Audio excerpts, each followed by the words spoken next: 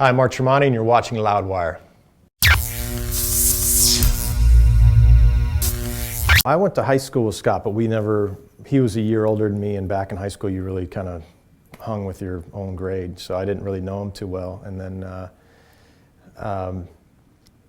one thing that I admired about Scott in the beginning was his do or die kind of attitude. Like, we are the best band, we're going to make it, no matter if you were a bar band or not, he thought we were the biggest band in the world. And I don't know if you ever talked or heard about the whole secret thing.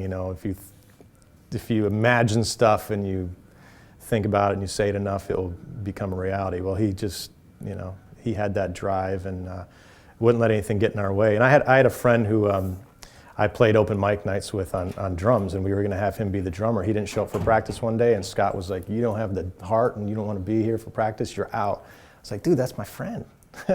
But it worked out, and we got Scott Phillips on the drums, so he had a great drive, and he was a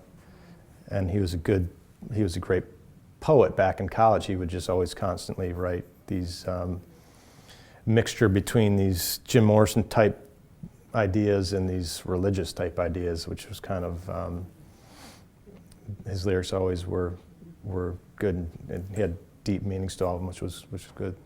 Probably towards the end of the second record, I think, with all the pressures of got to come out with this next single, your next your sophomore album's gonna be a failure if you don't do this, your next single's not gonna do this, you got to stay on tour.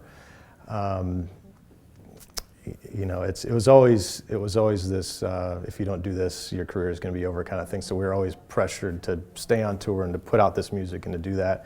And some people deal with that better than others. And when you're the frontman of a band that's always in the spotlight, and on top of it, you're getting, people are taking pot shots at you.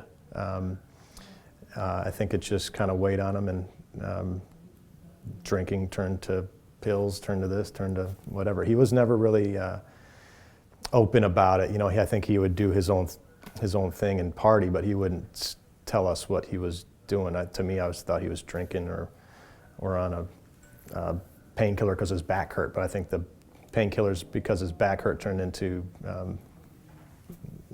just doing them when he got his hands on them. The Oxycontin's got to be one of the worst drugs out there. I've seen lots of people, all the same. They get real paranoid, and it takes them down quick. When he started having troubles towards the end, we'd go on tour, and Scott would be having, his troubles, whether it be, the alcohol or just being angry in general towards the end there. And then Scott, our drummer, and Brett Hessler would be on the other bus having a party in the other bus, and I'd be kind of with Scott. But when we went on the reunion tour, that's when Scott would ride on his own bus and the rest of us would ride on our bus. But I would say we all got along till the pressures got heightened towards the end of the Human Clay, early Weathered. So I think the last year and a half, you saw it coming. I actually heard from fans first, through social media, have you seen Scott? Is Scott okay? Reach out to Scott. And I think what a lot of people don't realize is I hadn't, since our last Creed show years ago, I hadn't spoken with Scott. So it's not like I'm up to date with his life.